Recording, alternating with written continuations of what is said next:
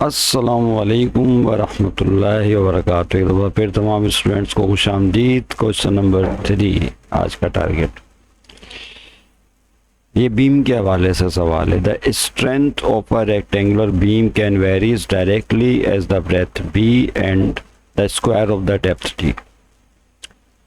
देखिए, बीम किसे कहते हैं, what is the beam. Main daily life से रिलेटेड प्रॉब्लम है। आप देखते हैं कि जब कोई मजदूर ट्रक से माल उतारना चाहता है तो एक पटरा लगा देते हैं, उसके ऊपर से माल को स्लिप करके नीचे भेज देते हैं। इसी तरीके से अगर कोई लेबर है, कोई मजदूर है और कंस्ट्रक्शन का काम हो रहा है किसी घर में, गली से ट्रॉली के ज़रिए घर के अंदर माल लेकर जाना है, तो ट्रॉली में माल डालने के बाद क्या करते हैं, घर की दहलीज और स्ट्रीट जो गली वाला हिस्सा उसके दरमियान एक पटरा लगा देते हैं और ट्रॉली को उस पटरे पे चला के माल को अंदर ले जाता है, आसानी हो जाती है। इसको हम लोग फिजिक्स की ज़ुबान में इंक्लाइंड प्लेन भी बोलते हैं। Is that clear? यूँ समझ लें। तो ये यहाँ पर भी बीम एज अ मशीन काम कर रहा है, यानी बीम है। इसी तरह और ये बीम कहाँ इस्तेमाल होता है मेन डेली लाइफ में। अगर फ़र्ज़ कर लें मकान की छत है, उस पर प्लास्टर करना हो या दीवार की चुनाई करना हो, तो वहाँ पर दो सपोर्ट्स के बीच में भी बीम लगा दिया जाता है। नहीं समझे बात को? इस तरह से क्या करते हैं, यहाँ दो सपोर्ट्स होती हैं और ये बीम लगा दिया, ये बीम है, ये क्या है, ये बीम है। इस तरह से बीम लगा दिया जाता है। फिर इसके ऊपर जो मज़दूर मूव चलते हैं और फिर वो जो भी उनको चुनाई करनी होती है या जो भी छत वगैरह का प्लास्टर करना होता है या दीवार का, वो करते हैं इसके ऊपर चलकर। ये बीम है। अब इस बीम को, ये बीम उनका कितना वज़न सपोर्ट कर सकता है किसी, इसका इन्हिसार इसकी स्ट्रेंथ पर होगा। किस पर होगा? इस बीम की स्ट्रेंथ पर होगा कि इसकी स्ट्रेंथ कैसी है, ताकत कैसी है। और उस स्ट्रेंथ का इन्हिसार इसके डायमेंशंस पर होगा कि उसके डायमेंशंस कैसे हैं, इसकी लंबाई कम है या ज़्यादा है, इसकी चौड़ाई, ये चौड़ाई कहलाती है, चौड़ाई कम है या ज़्यादा है, और इसकी मोटाई पर भी होगा। समझ रहे हैं? मोटाई बहुत ही कम है, इसमें पतला भी है। तो मैंने पेन टेप का वो केस उठा लिया है यहाँ पे समझाने के लिए। मोटाई कितनी, थिकनेस पे भी डिपेंड करेगा। समझ रहे हैं बात को? तो इस न्यूमेरिकल में या इस क्वेश्चन नंबर 3 में जो लेंथ है वो फिक्स है, वो लेंथ चेंज नहीं हो रही। सिर्फ किसके हवाले से बात करनी है, ब्रेथ और डेप्थ के हवाले से। अब आप आम सी बात है, ये ब्रेथ यानी चौड़ाई जितनी ज़्यादा होगी उतनी ही ज़्यादा जो है वो वज़न को सपोर्ट कर पाएगा, स्ट्रेंथ बढ़ जाएगी। और नंबर 2, इसकी डेप्थ जितनी ज़्यादा होगी, जिसको ऊंचाई कह रहे हैं, थिकनेस बोल रहे हैं, मोटाई जितनी ज़्यादा होगी, डेप्थ जितनी ज़्यादा होगी, उतना ही ज़्यादा वेट सपोर्ट किया जा सकता है, उसकी स्ट्रेंथ बढ़ जाएगी। तो इस लेंथ फिक्स है। तो इसका मतलब ये हुआ कि जो बीम है इसकी स्ट्रेंथ या वज़न को सपोर्ट करने की जो ताकत है, उसका इन्हिसार इस वक्त दो चीज़ों पर है। और वो किस पर है?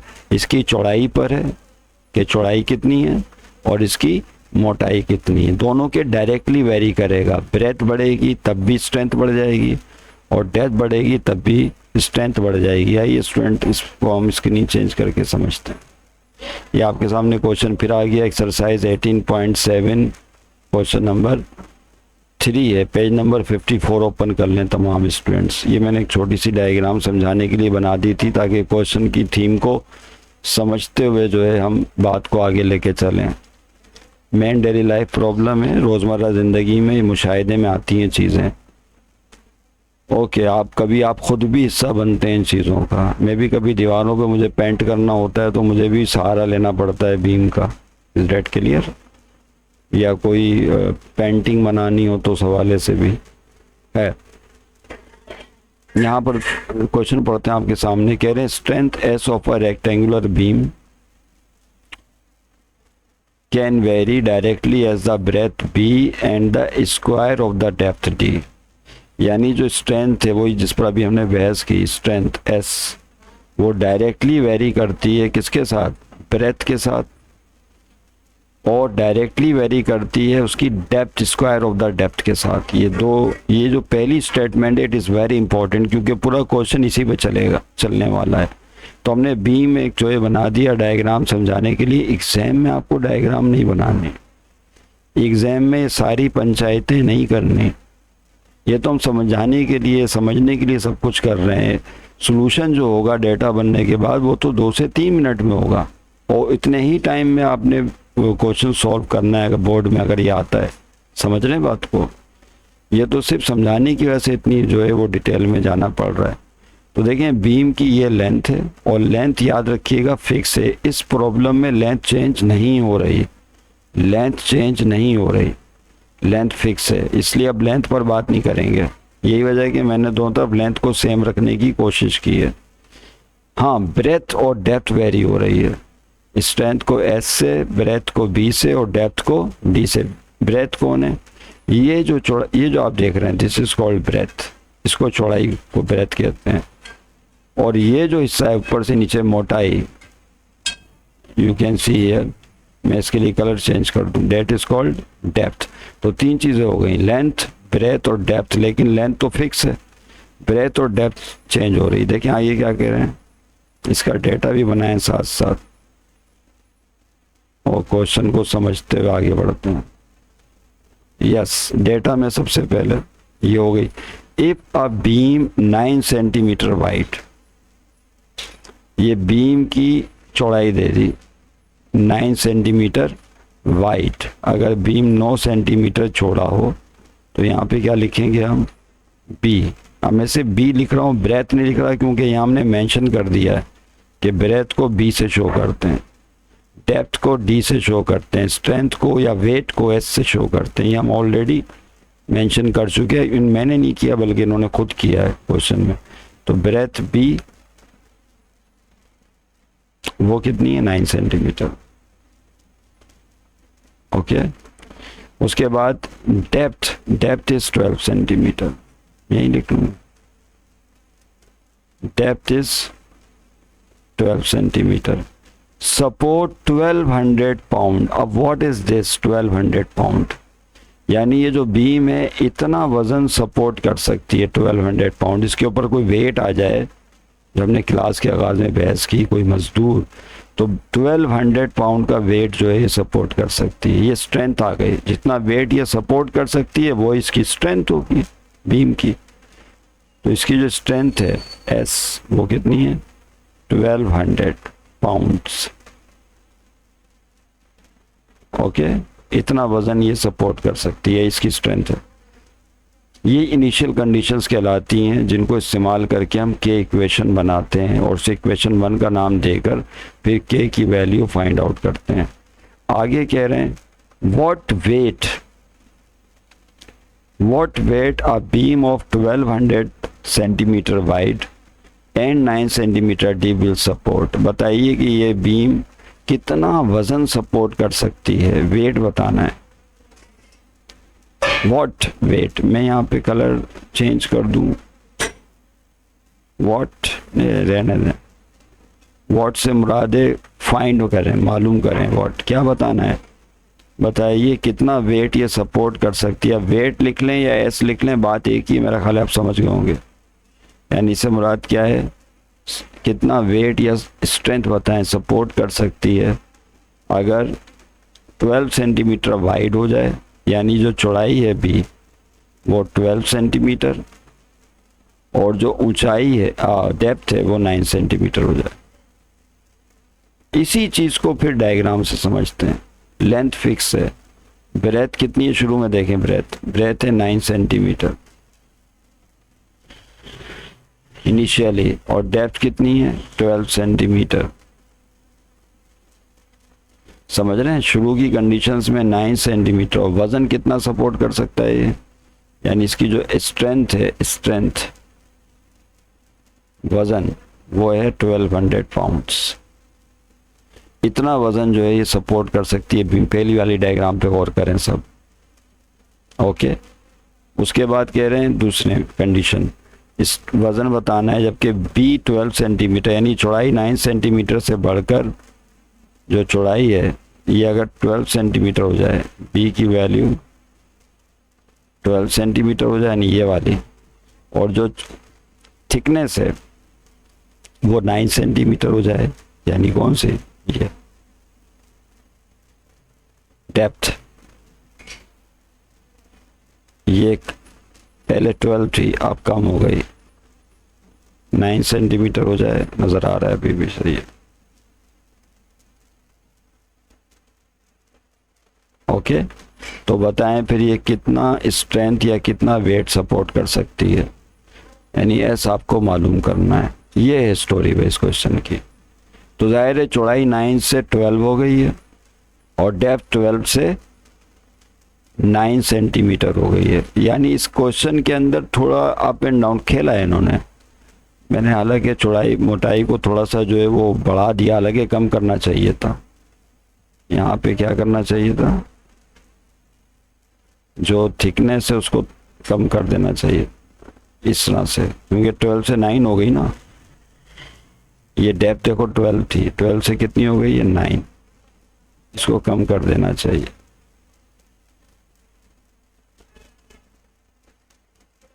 ये इस तरह की सिचुएशन है। ये है डेप्थ डी, जो 9 सेंटीमीटर हो गए। समझ गए बात को, ये है सिचुएशन क्वेश्चन की। उम्मीद है आप क्वेश्चन समझना ज़रूरी है, वो आ गया होगा समझ में। आप सॉल्व कैसे करेंगे, सॉल्व का कायदा तो बिल्कुल ही आसान है। उसमें करना ये है कि इनिशियल कंडीशन स्टेटमेंट को इस्तेमाल करना है, जो यहाँ पे स्टेटमेंट दी हुई है, ये स्टेटमेंट यूज़ करनी है आपने। Is date clear? सोल्यूशन में लिखें कि जो स्ट्रेंथ है that is directly proportional to the breadth, जितनी ज़्यादा ब्रेथ सपोर्ट स्ट्रेंथ उतनी ज़्यादा। इसके अलावा डायरेक्टली प्रोपोर्शनल है डेप्थ के, स्क्वायर ऑफ द डेप्थ के। तो मोटाई भी अगर बढ़ाएंगे तो स्ट्रेंथ बढ़ जाएगी, मोटाई कम करेंगे तो स्ट्रेंथ कम हो जाएगी। समझ रहे हैं बात को, ये बात ध्यान में रखिएगा। स्ट्रेंथ प्रोपोर्शनल के साइन को इज इक्वल टू में चेंज करेंगे तो के लगाएंगे बी इंटू डी स्क्वायर, और इसको नाम देंगे इक्वेशन नंबर 1 का। अब यहाँ के की वैल्यू चाहिए, तो के की वैल्यू के लिए जो इनिशियल कंडीशंस गिवन है स्टूडेंट, यहाँ पर बी है 9 सेंटीमीटर, डी है 12 और एस है 1200 पाउंड्स। ये इनिशियल कंडीशंस आपने अप्लाई करनी है। समझ रहे हो बात को? पुट कर दें, लिखें put S is equal to 1200 pounds, unit ही लिख रहा मैं यहाँ पे, ब्रेथ 9 सेंटीमीटर और डेप्थ 12 सेंटीमीटर। ठीक है, यहाँ पुट करके के निकाल लें। एस की जगह आ जाएगा 1200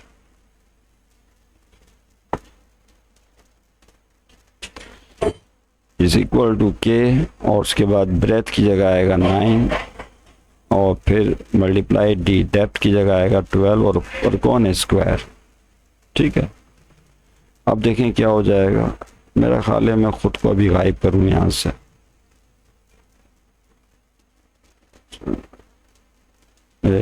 चलो जगह मिल गई ना, वरना भी परेशानी होती। ओके, अब इसको सॉल्व करें। तो इसको हल करने के कई कायदे हैं।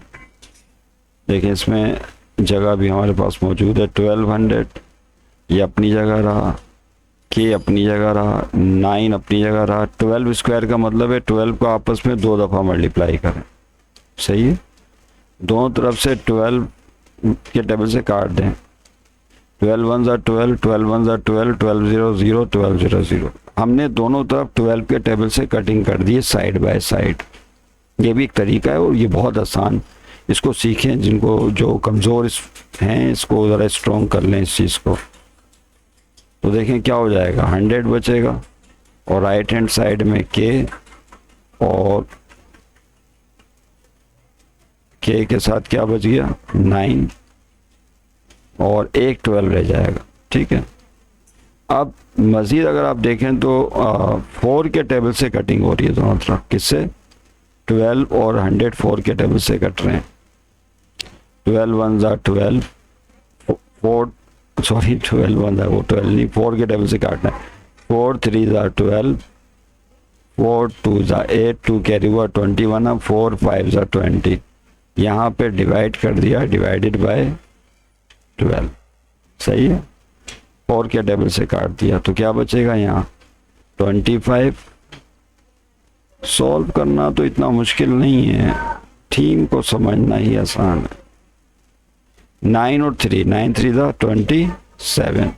अब इसको इधर भेज दें डिवाइड में, तो देखिए क्या हो जाएगा 25/27 इज इक्वल टू क्या। अब 25 को 27 से डिवाइड कर लें या डायरेक्ट ही वैल्यू पुट कर लें, चॉइस दोनों आपके सामने मौजूद हैं, जिस तरह चाहे उस तरह कर लें।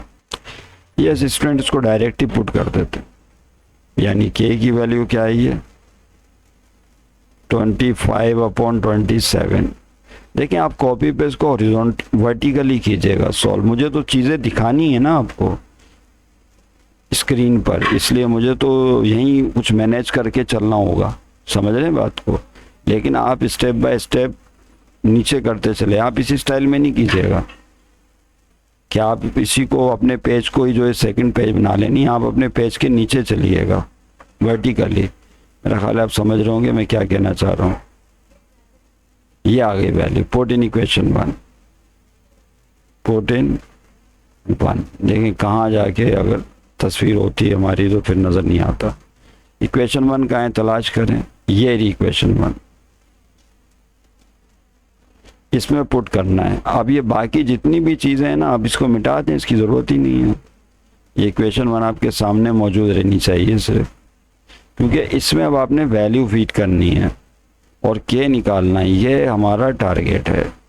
क्या करना है, के निकालना है। इसको मैं मिटा देता हूँ ताकि रश कम हो जाए। यस, आइए स्टूडेंट इसके अंदर पुट करें। Equation 1 implies date, yes S अपनी जगह रहा, के की जगह आ गया 25/27 और साथ में क्या मौजूद है PD²। अब ये जो इक्वेशन हासिल हुई है इसको नाम दे दें स्टूडेंट्स आप इक्वेशन नंबर 2 का। सवाल हल करने का फॉर्मेट सेम वही है जो आप शुरू से पढ़ते चले आ रहे हैं। इक्वेशन 1 बनाएं, के निकालें, के को 1 में पुट करें और फिर 2 इक्वेशन बनाएं, फिर रिक्वायर्ड वैल्यू निकालें जो पूछिए। अब उन्होंने पूछा है, देखें यहाँ पे क्या कि एस मालूम करें जब ब्रेथ 12 है और डेप्थ 9 है। अच्छा मैं डेप्थ लिखना भूल गया था, मैं डेप्थ कितनी हो गई है 9 सेंटीमीटर। समझ रहे हैं बात को, इस पे पुट कर दें। आइए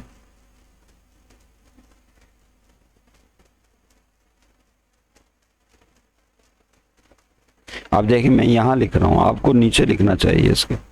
एस की जगह ऐसी रहेगा, इज इक्वल टू 25/27, फिर है बी, ब्रेथ है 12, वो पुट कर दें, ये रही।